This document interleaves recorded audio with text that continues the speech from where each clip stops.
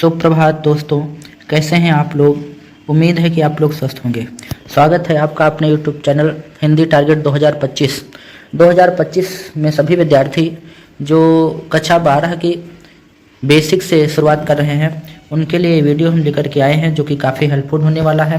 आप अपने स्क्रीन पर देख ही रहे होंगे कि हिंदी गद्य में जो कक्षा 12 वालों के लिए जो पहला चैप्टर है वो आपका है राष्ट्र का स्वरूप। किसका है ये राष्ट्र का स्वरूप? ये वासुदेव शरण अग्रवाल का है। किसका है? वासुदेव शरण अग्रवाल का है।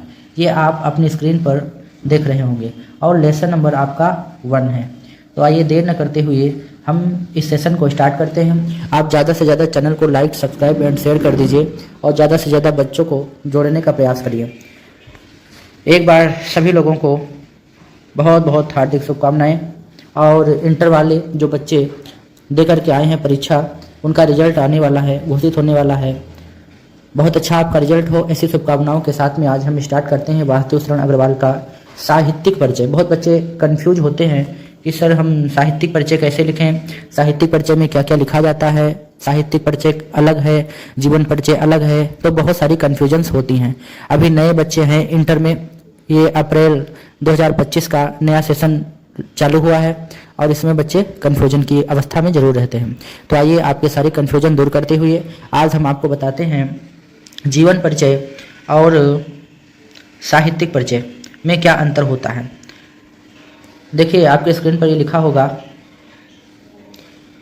जीवन परिचय एवं साहित्यिक परिचय एवं उपलब्धियाँ।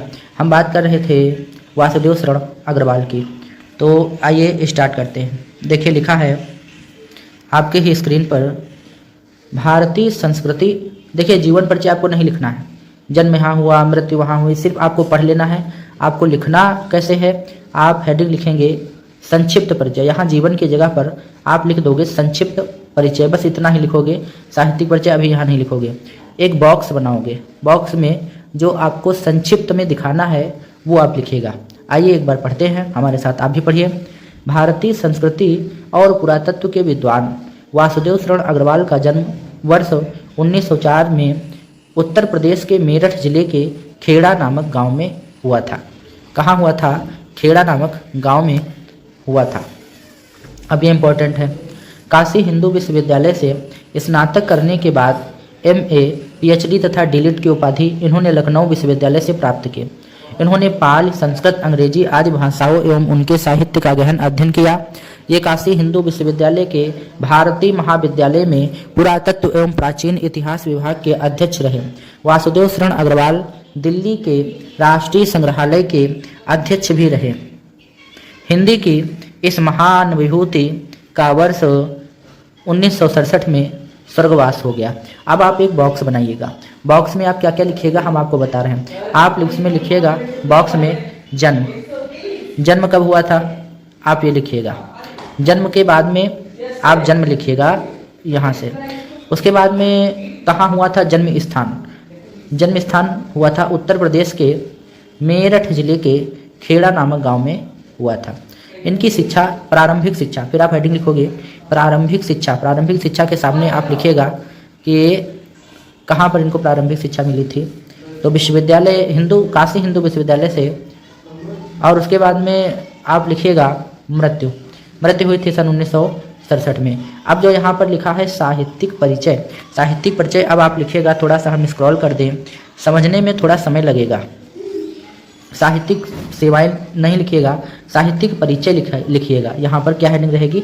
साहित्यिक परिचय। साहित्यिक परिचय में लिखोगे इन्होंने कई ग्रंथों का संपादन व पाठ शोधन भी किया। जायसी के पद्मावत की संजीवनी व्याख्या और बाणभट्ट के हर्षचरित्र का सांस्कृतिक अध्ययन प्रस्तुत करके इन्होंने हिंदी साहित्य को गौरवान्वित किया। ये था साहित्यिक परिचय इनका। इन्होंने प्राचीन महापुरुषों श्री कृष्ण, वाल्मीकि, मनु आदि का आधुनिक दृष्टिकोण से बुद्धिसंगत चरित्र चित्रण प्रस्तुत किया।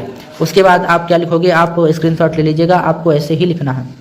नेक्स्ट देखिए, आप लिखोगे कृतियाँ। कृतियाँ आप कैसे लिखोगे?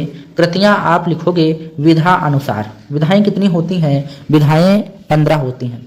तो आइए वासुदेव शरण अग्रवाल की विधा अनुसार हम रचनाएं देखते हैं। बच्चे अक्सर यहाँ पर गलती करते हैं।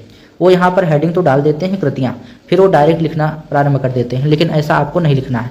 आप लिखिएगा डॉक्टर अग्रवाल ने निबंध रचना, शोध, संपादन के क्षेत्र में महत्वपूर्ण कार्य किया है, उनकी प्रमुख रचनाएं निम्नलिखित हैं। फिर उसके बाद नंबर 1 पर आप लिखिएगा विधा कौन सी है, निबंध संग्रह है। कौन सी है? पृथ्वी पुत्र, कल्पलता, कला और संस्कृति, कल्पवृक्ष, भारत की एकता, माता भूमि, वागधारा आदि इनके निबंध संग्रह है। एक बार फिर मैं रिपीट कर दूं, पृथ्वी पुत्र, कल्पलता, कला और संस्कृति, कल्पवृक्ष, भारत की एकता, माता भूमि, वागधारा इनके निबंध संग्रह हैं। 1-2 बार आप रिवीजन करोगे आपको आ जाएगा। फिर देखिए अभी इनकी विधा ही अनुसार रचनाएं ही चल रही थी। देखिए कितना इम्पोर्टेंट है, मोस्ट इम्पॉर्टेंट। उल्टे क्रम में अगर हम देखें तो 11 में भी पूछा गया, 12 में भी, 13 में भी, 14 में भी, 16 में भी, 17, 18, 19, 20, 22, 2023 में पूछा गया था। 2024 में नहीं आया है, 2025 में क्लियर है, ये आएगा ही आएगा। फिर इनकी हम दूसरी विधा देखते हैं। इनका एक शोध प्रबंध है जिसका नाम है पाणिनिकालीन भारत। क्या नाम है? पाणिनिकालीन भारत। हम संपादन की बात करें तो जायसी के द्वारा लिखी गई पद्मावत, मलिक मोहम्मद जायसी के द्वारा लिखी हुई एक रचना है पद्मावत, उसकी संजीवनी व्याख्या इन्होंने की है। बाणभट्ट के हर्षचरित्र का सांस्कृतिक अध्ययन भी इन्होंने किया और इन्होंने संस्कृत, पाली और प्राकृत के अनेक ग्रंथों का भी संपादन किया है। उसके बाद आप भाषा शैली यदि लिखते हैं तो अच्छी बात है, पर लेकिन आप पढ़ लीजिए भाषा इनकी कैसी थी, लेकिन आपको इसमें लिखना नहीं है, साहित्यिक परिचय में आपको नहीं लिखना है, तो इसको हम स्किप कर देंगे।